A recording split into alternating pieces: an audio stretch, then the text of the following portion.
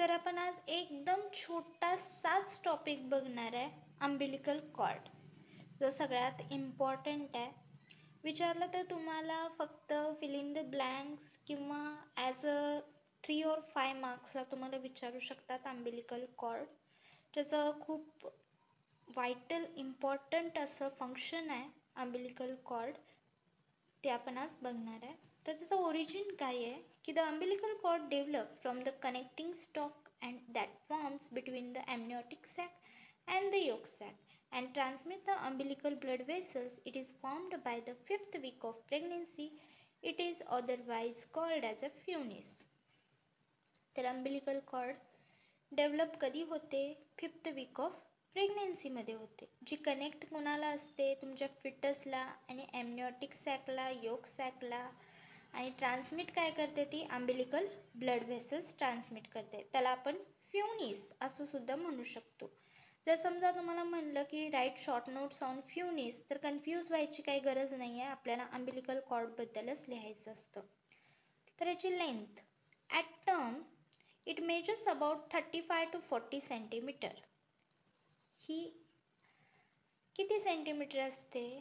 35 ते 40 सेंटीमीटर असते तुमची अम्बिलिकल कॉर्ड. आणि ॲव्हरेज जर बघितलं तर 55 सेंटीमीटर असते.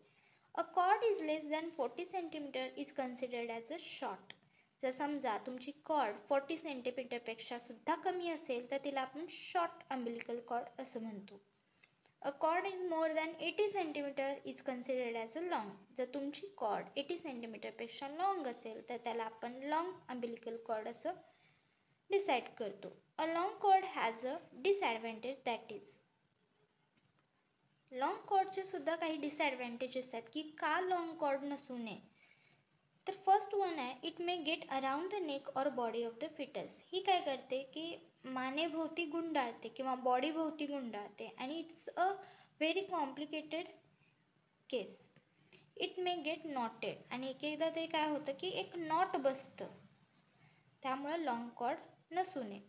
A true knot occurs when the fetus has passed through a loop in the cord and real knot has been created.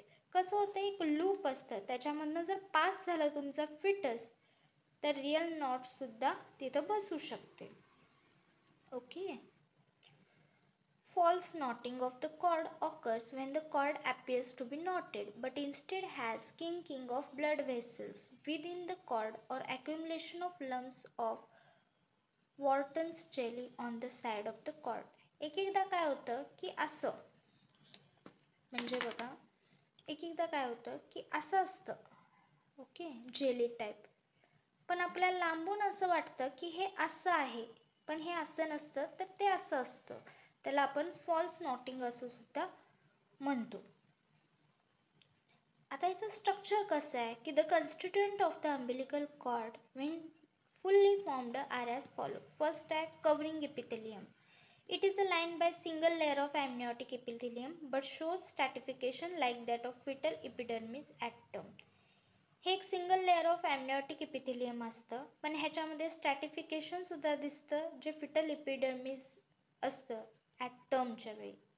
वॉटन्स jelly. It consist of elongated cells in a gelatin fluid covering the vessels.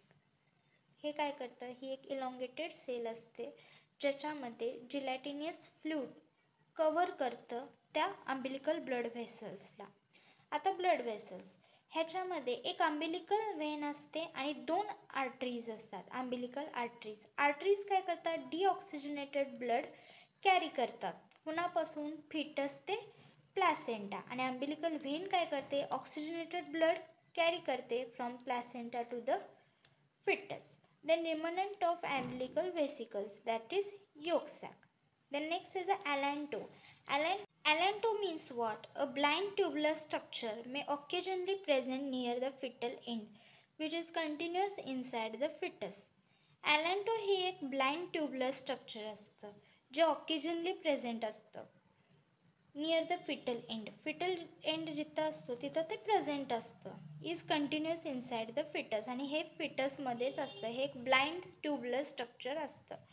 Next is a obliterated extra embryonic coelom. हे फक्त आपल्याला असंच लिहायचं आहे ह्याच्यामध्ये काय explanation लिहायची काही गरज नाही आहे. आणि अम्बिलिकल कॉर्डचं डायमीटर असतं की its diameter average 1.5 with variation of 1 to 2.5 centimetre. हे 1 ते 2.5 सेंटीमीटरसुद्धा व्हॅरीज होऊ शकतं. नेक्स्ट लेक्चरला आपण बघणार आहे फिटल फिजिओलॉजी. आय होप तुम्हाला अम्बिलिकल कॉर्डमध्ये काही डाऊट नाही आहे.